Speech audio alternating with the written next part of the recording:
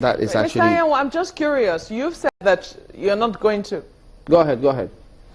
You're not going to comment on the president's cabinet, yet you've talked about how almost everything we're doing right now, we're still at the policy, it's still at the level of policy. Should we still be at the level of policy? No, we shouldn't. We shouldn't, but it's not in my position to advise the president to tweak his cabinet. I think that is a job that is his prerogative. But is that how you feel? Do you think that, you know, he should be tweaking his cabinet? Or do you think that there's some lethargy in terms of how the government has been carrying out its role? There's no need tweaking the cabinet. Let the people who are ministers today are Nigerians, they are highly qualified. Let them change their attitude and ask themselves what is in the best interest of every Nigerian. If everybody, minister, citizen, ask themselves, what does this situation require of me? And then you go ahead to do it. We will be fine. We will be fine. The people who are in the cabinet can do the job. Are you optimistic that we can actually do it? Yes, we can. Yes, we can. We, Nigerians, as individuals, if we make up our mind to do right by choice, to do what is necessary to get things working, things will work. That is my belief, Anogwi. But you know, when you look through all of this... Okay, because I'm just... Go ahead. Yes, Anogwi. If we're still at the level of policy right now, and this administration is already in the second year, and we're saying that we need to spend our way out of this recession, and revenue is dropping, people are wondering what is informing your optimism? Because we are a very resilient people. But, you know, there's a challenge with a government being able to spend its way.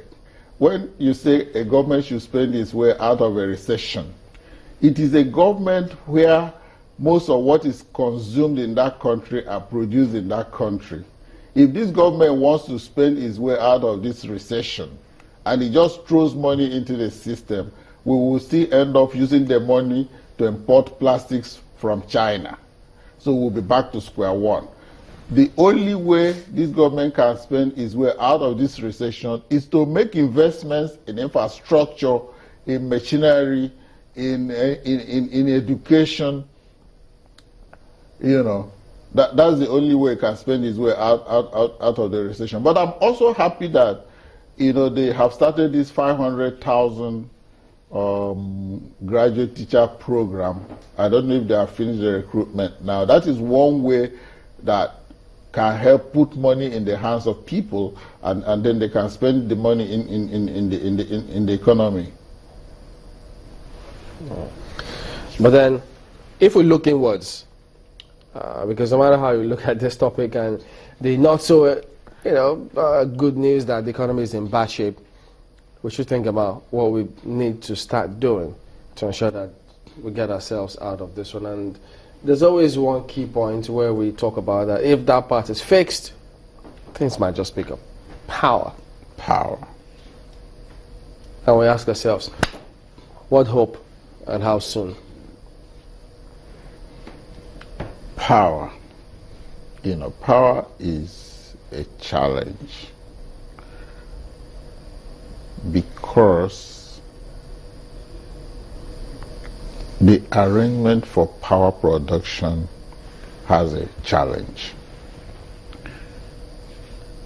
You read this morning during what the newspapers are saying, that some of the power plants are idle, and they are idle because gas is not getting to them. And gas is not getting to them because the power plants were built far away from the source of gas, and the pipelines that take gas to these power plants have been vandalized. So, to get those power plants work, it means that the people who vandalize the pipelines have to be made to realize that this is in the interest of the economy. You know, but I also know there's a technology for, small power plants, what they call independent power plants. There's a technology for, building power plants to service clusters. Maybe we can use those, because it looks like as a nation we are not cut out for big things. When I say big things, I mean complicated structures and systems that get things working. Let me even bring in this other aspect, because when the CBN was making that comment, and while it was published, different points, different ideas, different suggestions will always pop up. But while he spoke, I just thought, look, the banks play a key role in this country. We know how other clients tell you the functions, the core functions of banks, how they're supposed to be there to help the SMEs. But it's something we've spoken about several times. We still don't see that happen. But we see intervention funds, special intervention funds, time and again introduced by the CBN. But can we actually say many, or what percentage of those funds can we say, one, has achieved this aim? And why do we need those intervention funds if the banks were performing their core functions? The banks are actually performing their core functions. Lending to the SME, short-term loans or long-term loans? The banks are lending. They have challenges with how they lend. I am not a believer in intervention funds, because in our country, intervention funds have become an avenue for strong men, powerful men, to rip off the economy. How will you do intervention fund at single digit? You give it to a strong man in an economy when the lending rate is about 20%. That money, one way or the other, will find its way into the pool. Let's see if we can close on this, because now I think you're coming home, and one of the things we should be worried about are those artisans.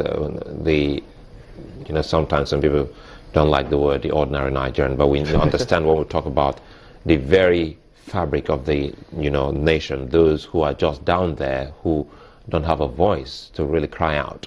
You have the plumber, the vulcanizer, the pepper seller, the market woman.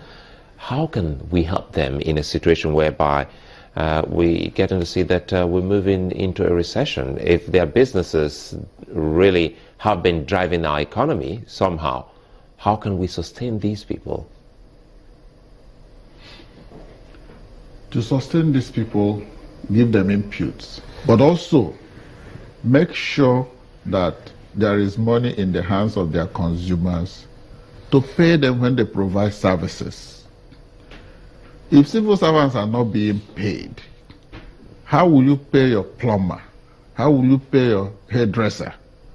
How will you pay the man who brings you shirts and ties in the office to buy? Okay. That's a good point to anchor. Mr. Anyanwu is the CEO of MindStreet and former executive director of Mainstream Bank. Thank you for coming on this morning. Thank you very much.